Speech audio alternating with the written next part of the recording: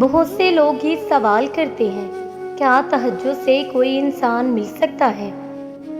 جی بالکل، کیوں نہیں؟ تہجد خود آپ کو اللہ سے ملوا دیتی ہے اور آپ فقط ایک انسان کی خواہش کے لیے مایوس ہو جاتے ہیں۔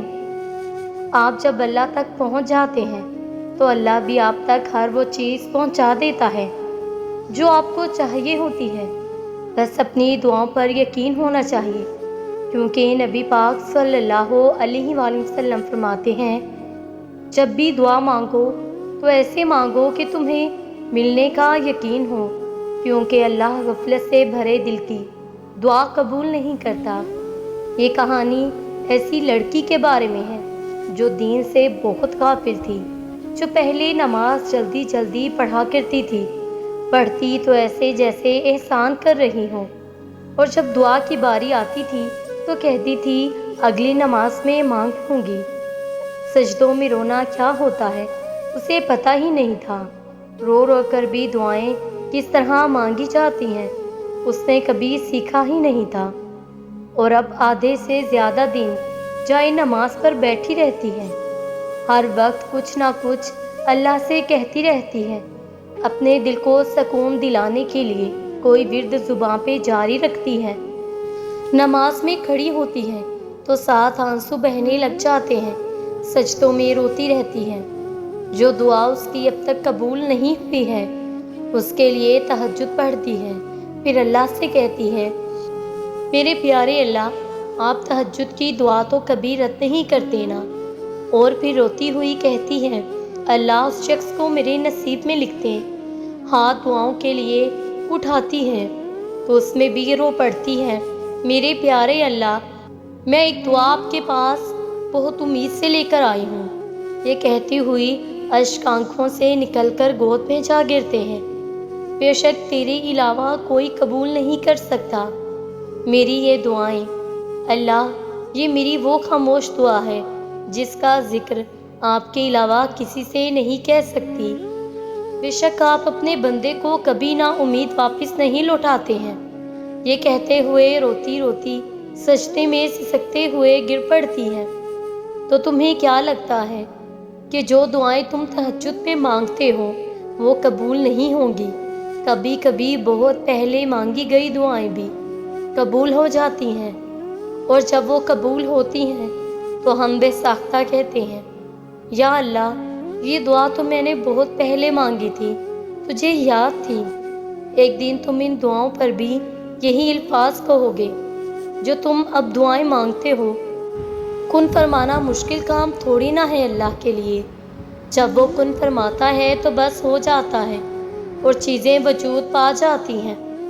اللہ کو بتایا کریں کہ آپ کیا محسوس کر رہے ہیں، کتنی تکلیف میں ہیں، آپ اللہ سے باتیں کر لیا کریں، اللہ کے سامنے رو لینا ہی آپ کے دل میں سکون اتار دے گا۔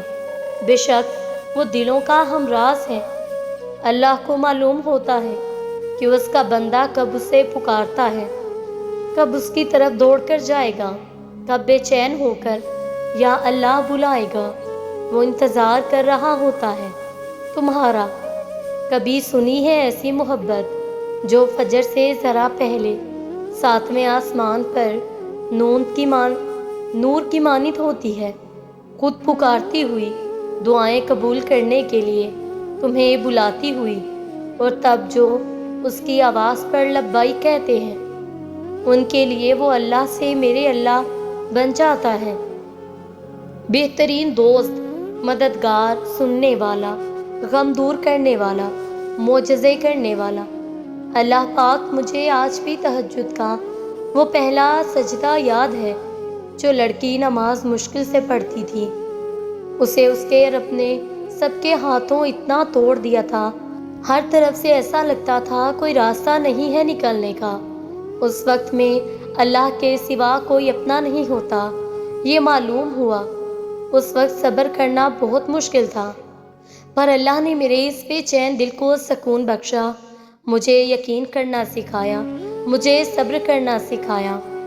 وہ رو دی اور اپنے دل کو سمجھاتے ہوئے کہا کہ جو کسی حال میں تنہا نہیں چھوڑتا، بے شک وہ اللہ میری مدد ضرور کرے گا۔ دنیا کے کمزور سہاروں کی اب اس لڑکی کو ضرورت نہیں، اور جس کو اللہ کا ساتھ نصیب ہو جائے، اور پھر اسے کیا چاہیے؟ اللہ آپ سے راضی ہو جائے تو اور کیا چاہیے آپ کو؟ نیند قربان کر کے جب روتی ہوئی آنکھیں اللہ کو مناتی ہیں نا، تب خواب حقیقت بن جاتے ہیں اور تعبیریں کن میں بدل جاتی ہیں۔ تہجد محبت کی تکمیل ہے، اللہ سے محبت کی تکمیل۔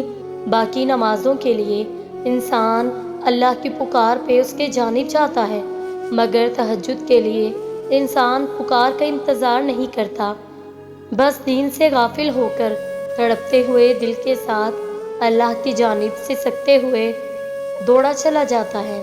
شاید اسی لیے تہجد فرض عبادات کا حصہ نہیں بنائی گئی۔ یہ تو بس وہی پڑھ سکتا ہے جس کو اللہ سے عشق ہو گیا ہو۔ ایسا عشق اس کے بعد محبوب سے گفتگو کیے بغیر دل کہیں چین نہیں پائے۔ ایسا عشق جس کے بعد محبوب کے ہر حکم پہ چپ چاپ سر کو جھکا لیا جائے۔ تبھی تو اللہ کی سب سے لاڈلی عبادت تہجد ہے، اور اس تک اللہ اپنے لاڈلے بندے کو ہی رسائی دیتا ہے، کبھی غم دے کر تو کبھی راتوں کی نیند اڑا کر۔ وہ اپنے پسندیدہ بندوں کی آواز سننے کے لیے پکارنے کے کئی بہانے بنا دیتا ہے۔ نہ آزمائشیں ہمیشہ رہتی ہیں، نہ یہ مرحلہ مستقل ہے۔ جو عادل ہے وہی کفیل بھی ہے، اور وہ جو دور لگ رہا ہے تمہیں، وہ تمہارے قریب بھی ہے۔ مانگی ہوئی کوئی دعا رد نہیں کرتا، وہ تہجد کے سجدوں کو کبھی ضائع نہیں کرتا۔ جہاں کسی کی پہنچ نہ ہو وہ وہاں سے راستے نکال دیتا ہے۔ تہجد بہت طاقتور عبادت ہے، کیونکہ یہ ثواب یا گناہ کے خوف سے عاری ہے۔ تہجد تک انسان تب پہنچتا ہے جب ساری حسرتیں دل کا ساتھ چھوڑ دیتی ہیں۔ پھر انسان یہ نہیں سوچتا کہ کتنا ثواب ملے گا، کتنا گناہ ملے گا، تب بس انسان یہ سوچتا ہے کہ اللہ ملے گا، اللہ سے ملاقات ہوگی۔ پھر تہجد کا پہلا سجدہ آخری سجدے کی طرح کیا جاتا ہے، جیسے ابھی چاند نکل جائے گی، جیسے ابھی اللہ کی محبت سے دل پھٹ جائے گا۔ بس پھر ہم ہوتے ہیں اور اللہ تعالیٰ ہوتے ہیں۔ تہجد میں تقدیریں بدل جاتی ہیں، چاہتیں مل جاتی ہیں۔ جب کوئی اپنے اللہ سے مانگنے تہجد میں تڑپتا ہے اللہ سے دعا کے لیے، تو وہ اللہ دعاؤں پہ کن فرما دیتا ہے۔ وہ اپنے بندے کو مایوس نہیں ہونے دیتا۔ تہجد میں معجزے ان کے لیے ہوتے ہیں جو بہت مان سے اللہ کو منانے تہجد میں اٹھا کرتے ہیں۔ اللہ پاک اس لیے انتظار کروا رہا ہے کہ یہ وقت صحیح نہیں تمہیں وہ چیز دینے کا جو تم کب سے مانگ رہے ہو، یا تو وہ چیز تمہارے لیے بہتر نہیں جس کا تم کب سے انتظار کر رہے ہو، یا تو اللہ پاک کو تمہارا مانگنا پسند آ گیا ہے، اس لیے وہ چاہ رہا ہے میرا بندہ مجھ سے فریاد کرتا رہے۔ اگر اللہ پاک کچھ وقت انتظار کروا ہی رہا ہے تو کیا تم مایوس ہو جاؤ گے، اب مزید انتظار نہیں کر سکتے، یہ کہہ کر کمزور پڑ جاؤ گے؟ انتظار کرنا مشکل لگ رہا ہے نا؟ وقت دیکھتے ہو تو لگتا ہے نا جیسے گھڑی کی سوئیاں رک گئی ہوں۔ تمہارا مانگنا اس رب العالمین کو پسند بھی تو آ سکتا ہے نا؟